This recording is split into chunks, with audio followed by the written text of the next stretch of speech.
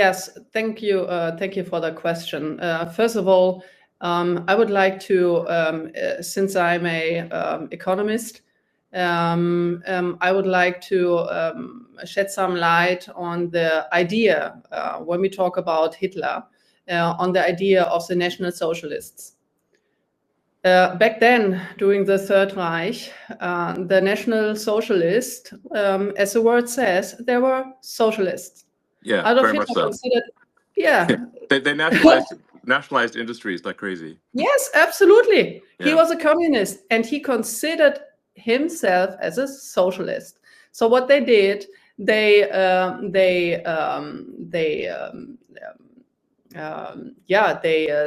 state funded then the private companies, and then they asked for taxes, huge taxes, and then also wait a second, I need to ask the word now, verstaatlichen.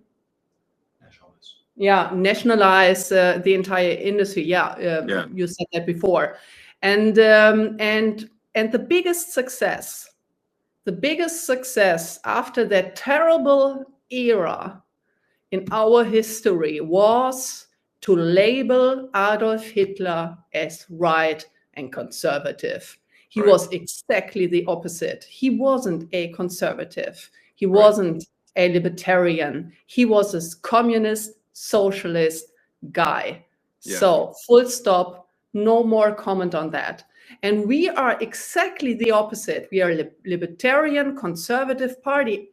And see, look at this during during the discussion of this terrible Hamas attack on Israel.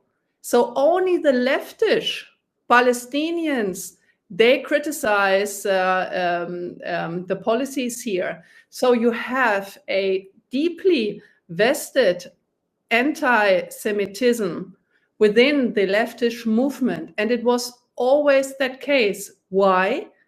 And Adolf Hitler, he also played with that. He played with the envy of people. Jewish people have been highly educated, very cultivated, and they were successful. There were wealthy people back in Germany then. And then he enforced the envy of the population against these people. And it was a socialist measure taken against them. Look at Stalin. Look at the Soviet Union under Stalin, the very same thing. So he was nothing else than an anti-Semitic socialist. Yeah. And we are exactly the opposite. We are a libertarian conservative party. We are wrongly framed the entire time. And we would like to free the people of the state. I want to have independently thinking people, self-confident people. I would like to have a state that is minimized to his functions, and letting the people having their freedom of speech, freedom of wealth also, like generating wealth. With these obnoxiously high taxes, the state erodes the backbone of wealth, right? So the people are not able to accumulate wealth that make them independent from the state. Right. So I would like to have independently thinking, well-educated people who have the freedom to form their own opinion. I want to have strong leaders in Germany. I don't want to have stupid, weak leaders as we had in the last couple of years, because these people cannot think straightly. And they're a big danger. Look at the war in Ukraine now. Yeah. They're a big danger to our national security and to actually to the entire European security. This is also my hope in Donald Trump and in your administration, that you end that terrible war, this worthless dying of young people every day, like as fast as you can, because the Europeans, they cannot. They actually given up on everything, like on a good military, on a good negotiation power. They completely depend on the US in the sense of, the USA need to do the entire job. We don't need to do anything. We just escalate the entire conflict against Russia. It's very dangerous. what's going on here, and only you can basically stop it. Yeah, I mean, I think President Trump is gonna, is gonna solve that conflict, I think, very quickly. As you point out, it's now been in somewhat of a stalemate for a few years, and all that's happened over the past few years is hundreds of thousands of people dying, but for no gains. Yeah. And the longer this conflict goes on, the more Ukraine weakens relative to Russia. I mean, Ukraine is a much smaller country. It simply cannot afford the losses relative to Russia. Russia has, it's just, it's this is, the longer this drags on, the worse it is for Ukraine. And then you've got all these poor, men dying and for nothing. Why? So I hope this can be this terrible conflict can be resolved quickly, and I think it will be under President Trump. Yeah, it will be great, actually, because this is our now really like the people here, like many people are anxious, and they're anxious for a very good reason, I think, because this conflict has a potential to escalate big time towards a nuclear exchange.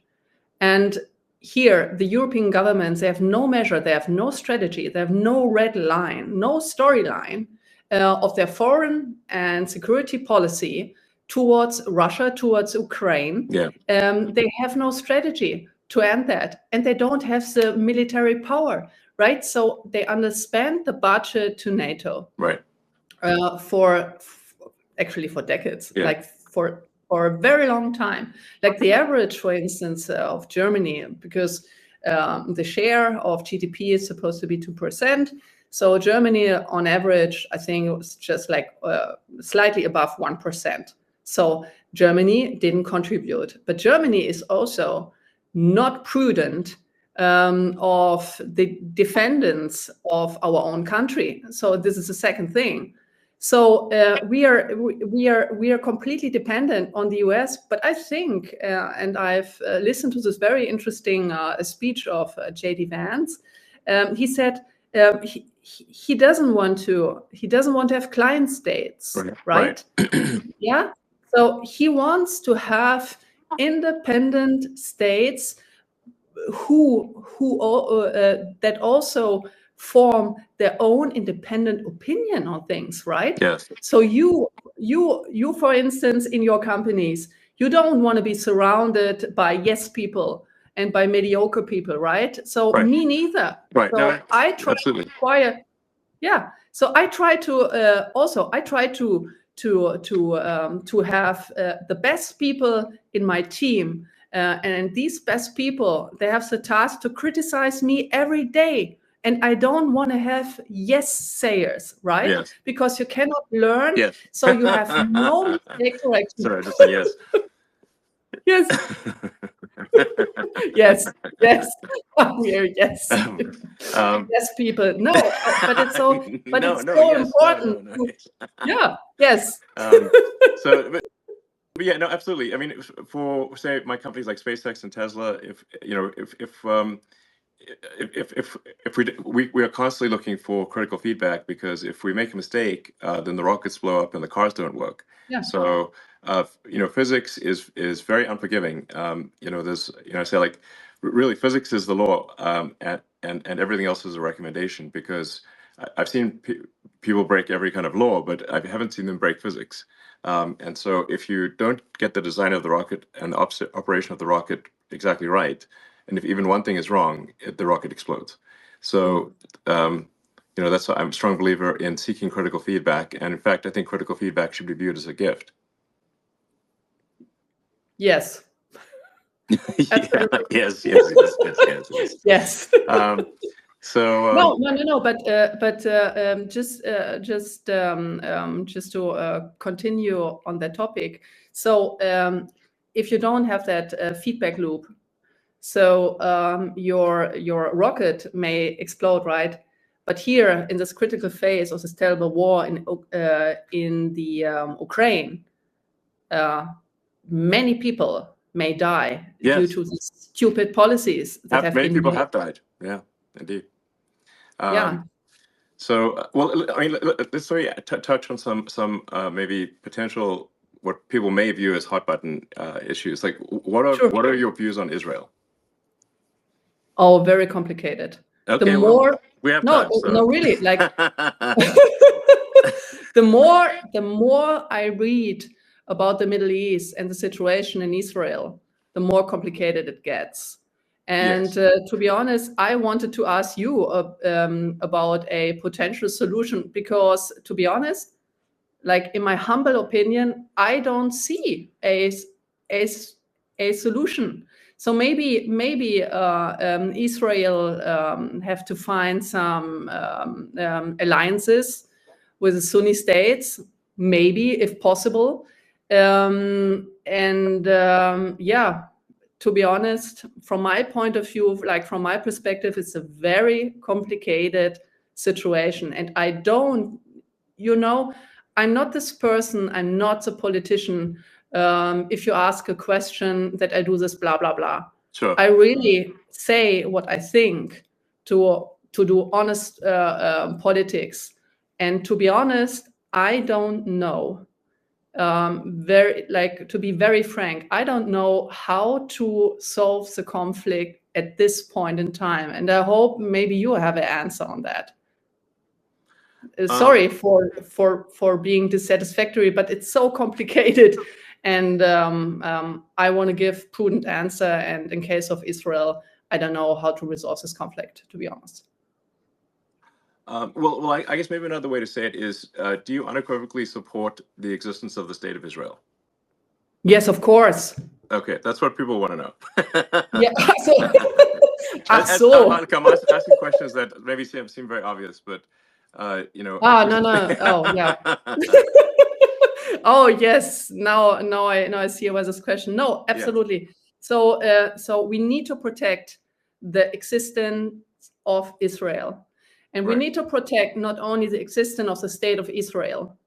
I also think that Benjamin Netanyahu have made many mistakes in the past, to be honest. But we also need to take our responsibility as a German nation state to protect Jewish life, Jewish people in our country who are exposed right now to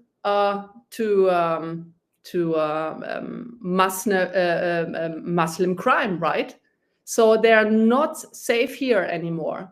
So I don't know if you saw some videos here of the streets of Berlin. I'm right now in my office in Berlin, but like with all these demonstrations of the Palestinians here, well, a Jew could not walk through the street anymore, right? And we have a huge potential of anti-Semitic crime against the Jewish people.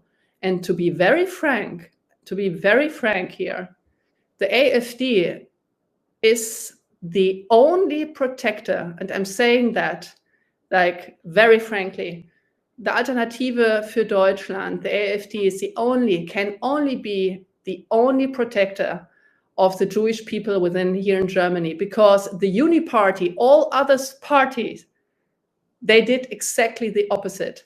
They let like millions of people in. They let them do crimes on our streets.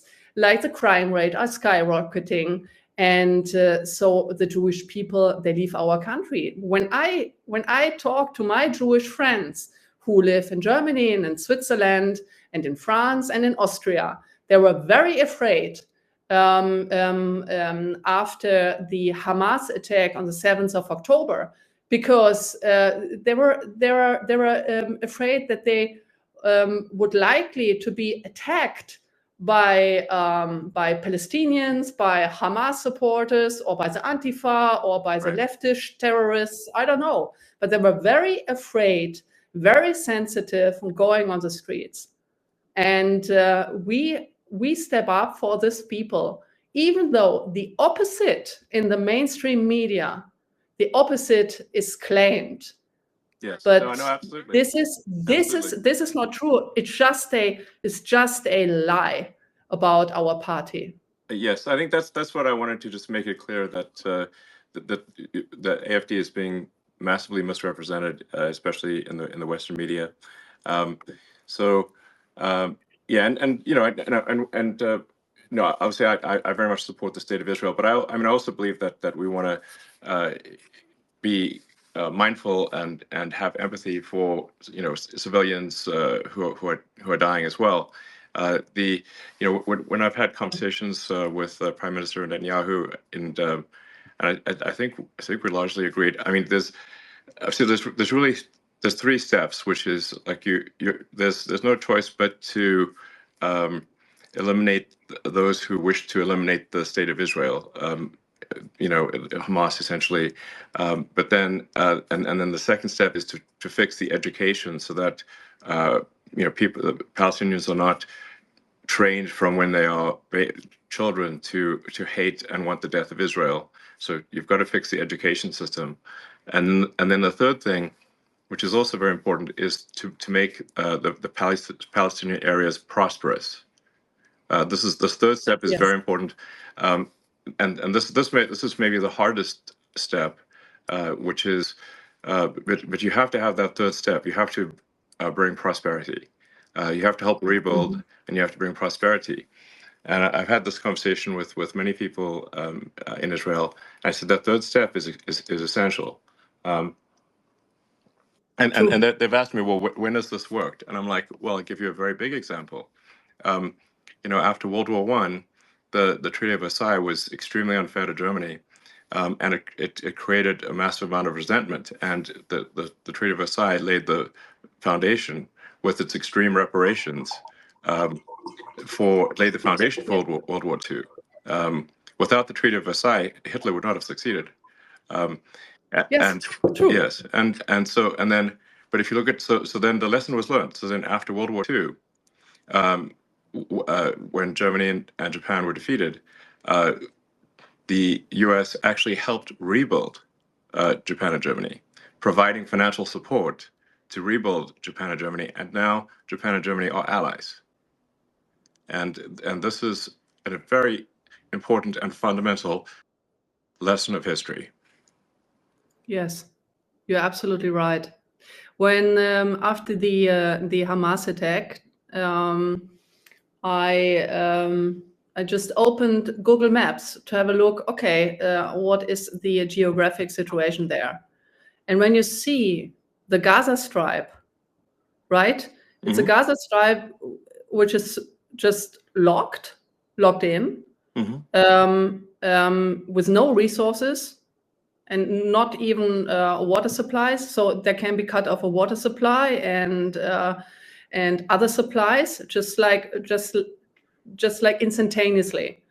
And this construction also, like just having a look, like from a geographic perspective, you don't need to be very smart that this is not going to work out.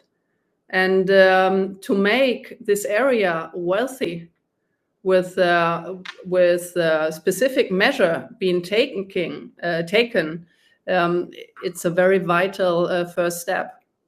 Yeah, I think it's essential, and it requires overriding the natural human instinct for reciprocity, which is that to basically an eye for an eye. But the problem with that, an eye for an eye, is that if you keep doing that, an eye for an eye, as the saying goes, an eye for an eye makes everyone blind. That's why I think there's great wisdom to forgiveness. You need both strength and forgiveness, but this is the only way to stop the endless cycle of violence. It's a very nice sentence. Like the eye for an eye makes everyone blind. Yeah, exactly. So, so hopefully that can be the future. That's the best future I can think of. I think there's not some other future that works. So how about, may I ask you another question, because we just jumped topics. What is your point of view? So we stopped that your administration will end the war in Ukraine very swiftly. But what is your perspective on the instruments and measures that could be taken? So would you like to talk about it? Can you talk about it a little bit? So what we could expect? Well, this, to be clear, I mean, this is up to President Trump. You know, he is the commander-in-chief, and so it's really, you know, up to him. So I don't want to speak for him. So, but I you know, I do think that there is a path here to a resolution, and but it does require strong leadership in the United States in order to get this done. So, yeah. But I'm confident that it can be done. And I do think it's possible to have peace in the Middle East as well. These are possible. So, and I think that would be a great future for the world. So, yeah. No, great. So it's absolutely fair. So very, very fine with me. Yes. Well, let's see. Are there any other topics we should discuss, or if you have any questions for me, or anything you think people might want to know absolutely. about? Sure. Because I want to ask, and many people are interested in that. So why do you believe that flying to Mars and populating Mars is your top priority topic, the SpaceX? And when do you think, when will you be ready to have a human expedition to Mars? If you allow, if I may ask this question, because everyone is interested. So these are great projects, right? Yeah. Well, I mean, I think at a very high level, I think sort of like what set of actions are going to lead to the long-term prosperity of civilization. You know, the sort of a growth in the scale and scope of consciousness. You know, to the best of our knowledge, we are the only place with life, or certainly the only place with life that is intelligent in some form. You know, a lot of people think, oh, there must be aliens, but I've not seen any evidence of aliens. If the archaeological records are correct, you know, Earth is 4.5 billion years old, but civilization, as measured from the first writing, is only about 5,000 years old, which is about 1/1,000,000th of Earth's existence. So all of human civilization is a tiny flash in the pan so far. And so we have to say, well, what steps can we take to ensure the long-term survival of life as we know it, of consciousness? And if we are a multi-planet species, the probable lifespan of consciousness is dramatically greater than if we are a single planet species. This is not to say that I think that Earth is about to die or anything like that, but there is some risk. You know, if there is a global thermonuclear war, or some extreme natural event like a giant, you know, meteor that hits the Earth that causes a mass extinction event. I mean, if we look at the fossil record, there are at least 5 extreme mass extinction events that would have just basically extinction events that would have destroyed all of humanity completely. There's 5 of them at least, and so I think if we should take this opportunity today, because for the first time in the 4.5 billion year history of Earth, it is possible to extend life and to extend consciousness beyond Earth. And that window of opportunity may be open for a short time, or it may be open for a long time. But just in case it is open for a short time, we must take advantage of this window and as quickly as possible become a multi-planet species and ensure the long-term survival of civilization. So what is your time frame for a for an expedition, like for the first human expedition? Well, yeah. So to be clear, what matters is not so much the sort of flags and footprints, but the establishment of a self-sustaining city on Mars, where the critical threshold is where the city can grow independent of Earth. Meaning, if the resupply ships from Earth stop coming for any reason, that the Mars colony does not die out. That's if we are able to reach that point, then we have passed one of the very important and fundamental Fermi great filters. There's this idea of like, well, why don't we see evidence of intelligent life? Well, that there's this idea that there are these various great filters that these civilizations never pass, and one of those great filters is never going beyond your home planet. So if we can pass the Fermi great filter of being a single planet species, and to be clear, if we are a single planet species, it is just a matter of time before we are annihilated. One can argue about how long it will take, but eventually there will be something that happens that annihilates civilization. It might be very far in the future, but we simply know from the fossil record, as I mentioned, that there have been at least 5 massive natural extinction events. And I think there's added risk for humans that we could destroy ourselves, because the dinosaurs did not have thermonuclear weapons. So they also didn't have spaceships. So we've got the risk of thermonuclear war that could destroy everyone, but we also have spaceships that can make life multiplanetary. And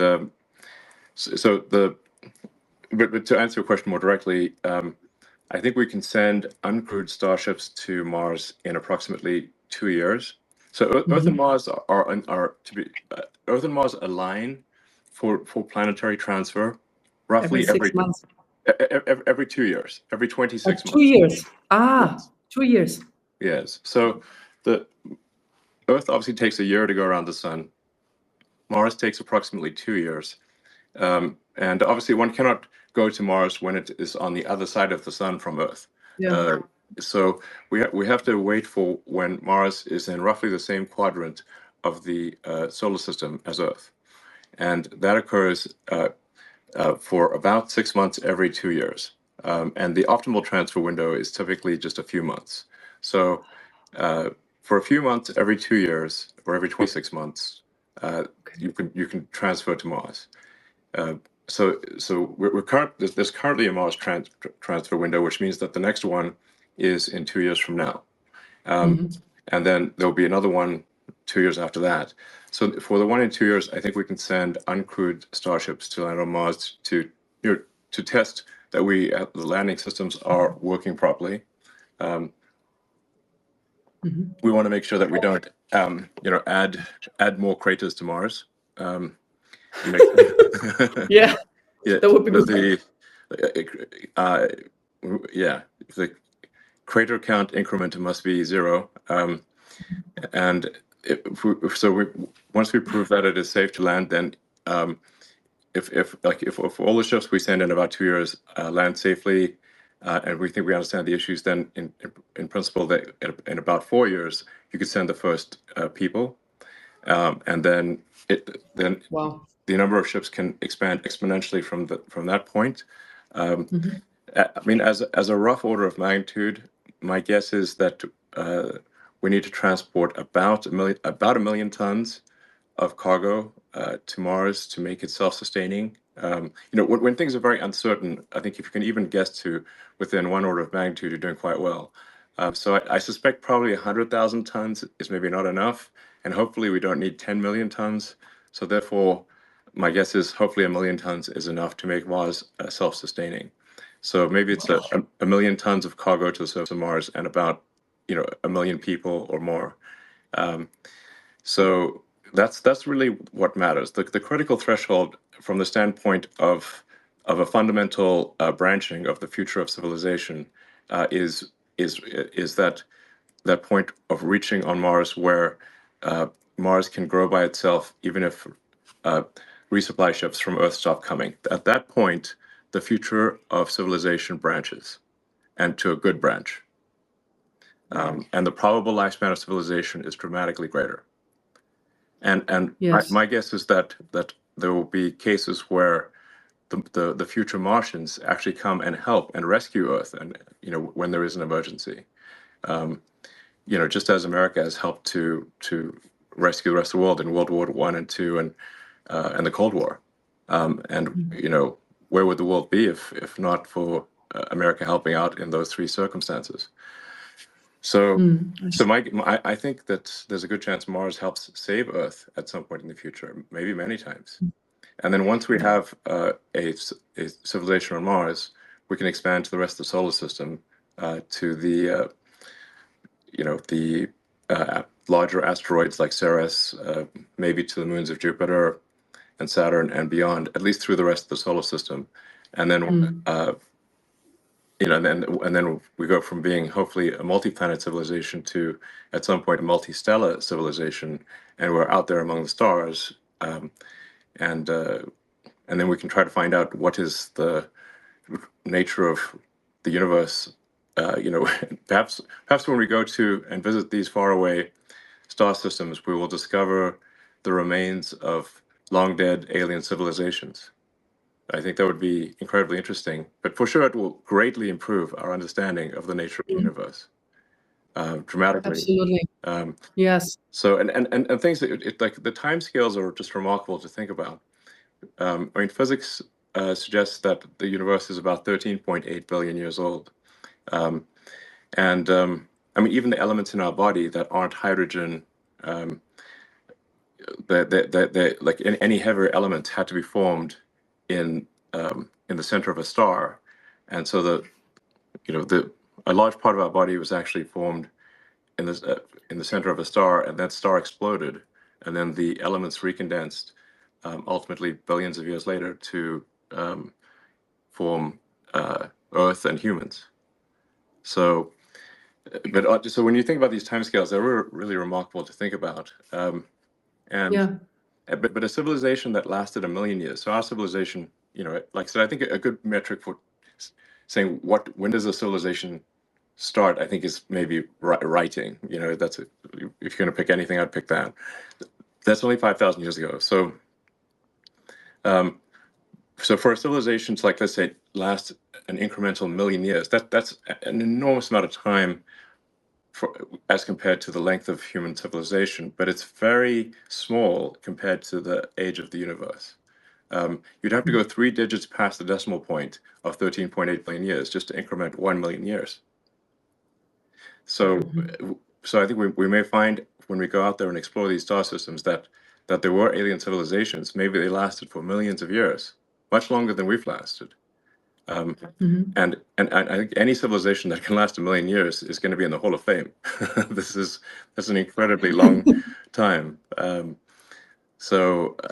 Anyway, and I think as for humanity, we don't want to be one of those lame one-planet civilizations. Like, any self-respecting civilization should have at least 2 planets. So that's what we should aim for. Wow. If you so you just said that the human body comprises of elements, often exploded and then reordered elements, right? So do you think that this coincidentally happened, or do you believe in God? I'm just curious. Because many people say, okay, this cannot have been a coincidence. That cannot, right? So it just could have been God. So do you believe in God? Well, I'm open to believing in things proportionate to the information that I receive. So I guess I have sort of a physics view of reality, which is, I guess I'm trying to understand the universe as much as possible to understand what's going on. I'm certainly open to the idea of God, and if you say, like, well, where did the universe come from? How is it created? what I suppose there would be some entity that you could call God. I don't know. But that's a separate question from, say, is there some entity that is observing our daily actions and rendering a moral verdict on what we do from day to day? That doesn't appear to be the case, because at least there's some very evil things that happen in the world, and if there's someone observing us on a moral basis continually, then it does seem odd that some very evil things are allowed to occur. But maybe that is the case. I don't know. I try to form my opinions based on what I learn, and as I learn more, I aspire to change my views to match what I learn. Yeah, same here. To be honest, I'm still on a search. I don't know what to believe. So it's called maybe a agnostic. And but it's very interesting to see how the world and also the universe evolved. It was incredibly interesting to listen to your visions. It's quite a vision for every one of us. Yeah, I would say that what I have is a philosophy of curiosity. So I'm curious about the nature of the universe, and I would say I subscribe to the Douglas Adams school of philosophy that was described in The Hitchhiker's Guide to the Galaxy. In that book, the Earth was sort of a giant computer that was trying to answer the question, what is the meaning of life? And then it comes back with 42, and then they're like, what does 42 mean? And it's actually the answer is the easy part, and the question is the hard part. That was actually quite an illuminating thing for me, because I had a sort of an existential crisis when I was, I don't know, 12 or 13, about the meaning of life. And I read many of the religious texts and the books on philosophy. It's like reading Schopenhauer, Nietzsche, and whatnot, which is a bit depressing if you're to read as a child. Ultimately, why? Well, Why? They're a bit negative. At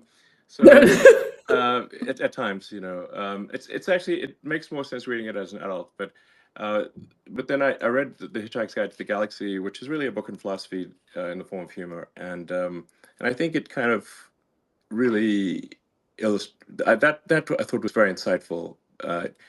That we should basically try to understand the nature of the universe, and in fact understand even what questions to ask about the answer that is the universe. And so that led me to conclude that we should aspire to expand the scope and scale of consciousness, so that we're better able to know what questions to ask about the answer that is the universe.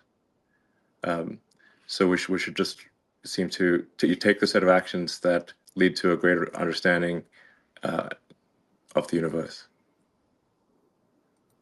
Wonderful. Actually, these are perfect last words, to be honest, for our conversation, because I don't know right now, like what to continue, because because these words are so beautiful. So I would just like screw it up, and it was wonderful. It was wonderful talking to you, and listening to your views of mankind, and also to have an idea of your vision. It's very visionary, and Well, thank you so much. Well, it's been a pleasure speaking, and I hope people listen to this conversation and find it helpful. All right. Thanks, everyone. Thank you.